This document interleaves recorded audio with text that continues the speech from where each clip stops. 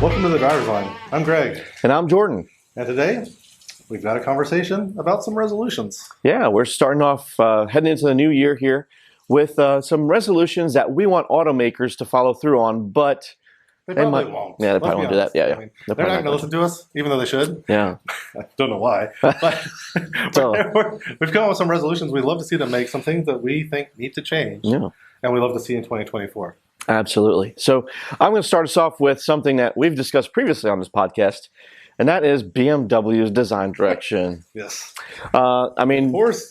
we're just going to keep on beating this horse because hopefully they'll listen. Although sales indicate otherwise. It's so just a hot mess. I know. I can't believe it. I know. It really is horrible. But I mean, some choices that they're making are not terrible. Particularly, I think the profile of the new 7 Series looks really good. Yeah. But there's just huge maw that they're putting on these cars, especially like for states with your front license plate, folks. Oh. My heart goes out to you because, I mean, it looks like it's chowing down, on that license plate. So, yeah. It's terrible. Oh. So I really just wish that they would go back to, I'm not saying like you need to go back to the 90s, okay? I'm not going there. You need something interesting. You need to go back to the 90s? I'll say it. That's when their designs were beautiful. I mean, sure, yeah. But you can do some modern interpretations on that stuff without being just so ridiculous. I mean, the XM is by far probably the worst offender here. It is the worst offender. The iX is pretty terrible.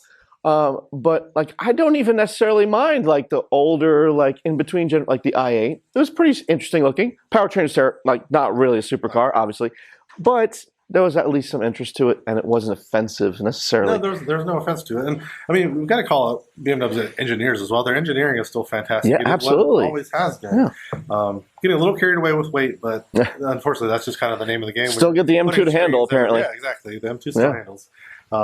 But just the design is just not cohesive any longer, and it just doesn't seem to be any end in sight, which is unfortunate. Yeah, and they're just doubling down on it. Yeah. Really. Yeah. So, if you want to get the stick out to beat that dead horse a little bit more, this time we're going to beat it down on piano black. All right. So, something that Jordan and I both hate is piano black interiors. I've got it on my Cadillac. It's in a lot of modern Volkswagens. And a lot of cars just in general today, right? Like, I mean, they all love the piano black. I think largely because it's cheap. And when it's clean, it actually does look nice. But as with anything that's black, it only looks good when it's clean. Dust and fingerprints. 5 seconds later, dust and fingerprints are all over it. Yep. And you're just constantly fighting that battle, and it only looks good when it's clean. So we've started to see a little bit of these changes, right? Some of these manufacturers are starting to get away from it. Yeah. And I think this is good. So this is a resolution you guys might actually keep for us. Hopefully, yeah. Moving away from piano black. So many other great materials. Yeah, there's a ton of great choices out there. I mean, I think we are beating a dead horse, but it's necessary. It is necessary. It's a must do. I mean, we need to find other materials to use. I'm getting tired of saying it, but you know what? You did it. So just really, come on. Let's get creative. Yeah. All right. Moving away from something that we've talked about into some new territory, perhaps, and that would be Chevrolet SUVs. Now, we have given them some credit in terms of refreshment. I think the Traverse has done a great job in terms of its refresh. Big improvement. Huge improvement. I think the Blazer EV is very interesting in its segment. Definitely not like a wallflower. I mean, it stands out for sure. But I really wish Chevy would kind of read the room. Off-roaders are big. Toyota's picking this up and running with it, right? With their GX that we saw, the Land Cruiser. I mean, TRD, bro. Yeah, TRD, exactly. TRD Pro branding. Yeah. You know, Chevy has a history of off-roaders. K5 Blazer comes to mind immediately. Now, I know it's not a huge segment, or we're talking about full-size two-door SUVs. I'm not saying you necessarily have to stick to that per se, but use that as a vision. I mean, where are my off-road capable SUVs from Chevrolet or GMC for that matter? I mean, I think someone just actually did a K5. Yes. Like to SEMA, wasn't it? Yeah, it was at SEMA, yeah.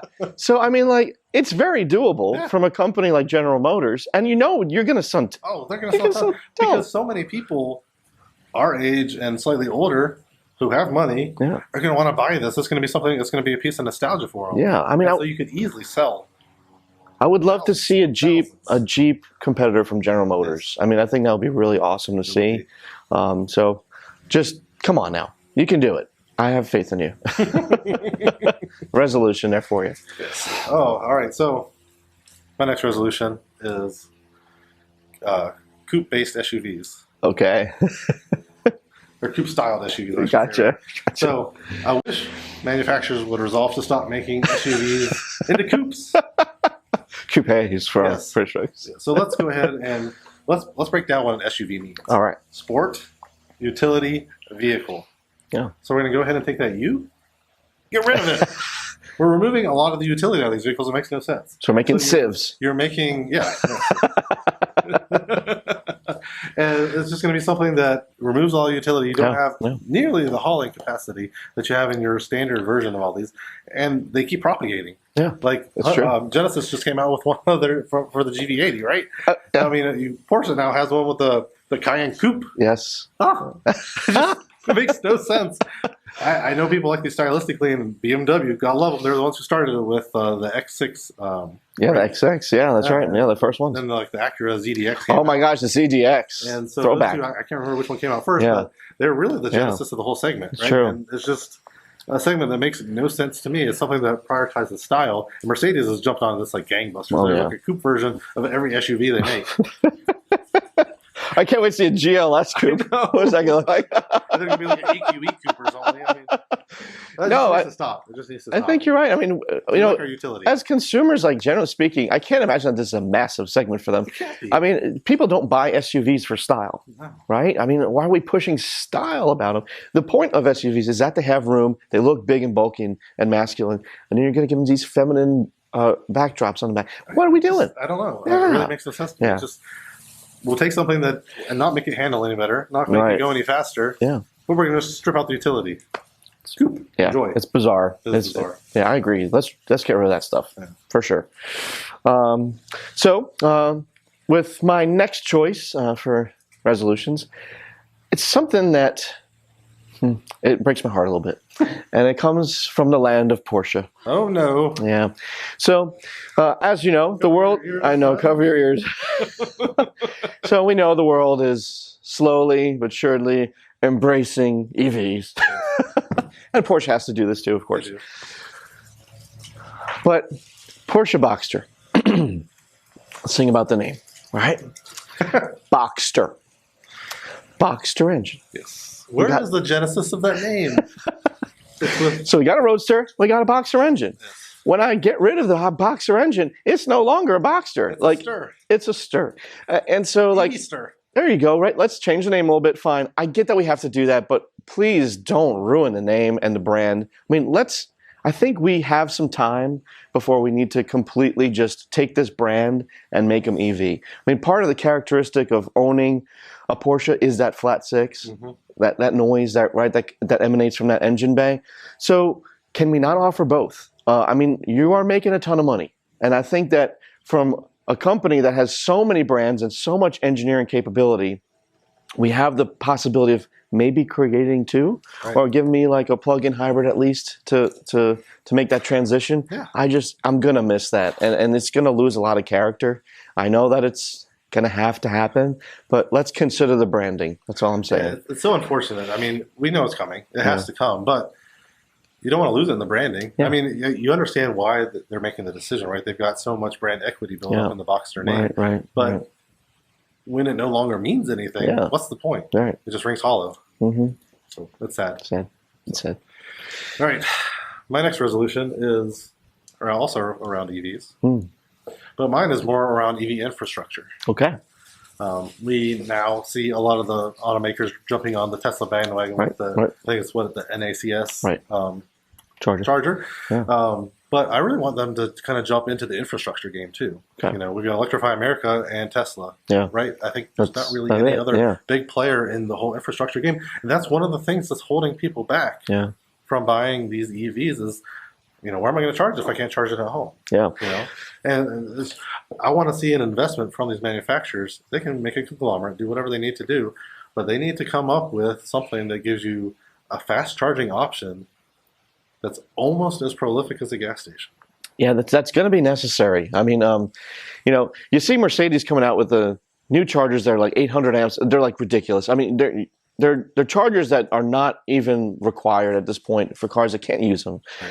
Why not take that energy and let's work together, especially now that we have, you know, we're cooperating on the same version of our Chargers, right? Let's move to that, and that's going to help folks sell cars. Absolutely. I mean, it's going to help all of them. It's going to help this whole transition, right? And it's something that all of them could use because it'll be under the same standard. So it just makes too much sense not to happen, and hopefully they'll start looking that way in 2024. I think that's a really great point. Great point. And well, my next resolution also deals with the EV world, but with the realization that EV infrastructure is not there. And so we really need to consider that. And where are my plug-in hybrids? We have some, but they really need to be like the standard at this point. I mean, most of them can charge off a standard household outlet. And for folks who are driving short distances, that's a realistic time where we could, hey, I'm going to drive 12 miles to and from work every day.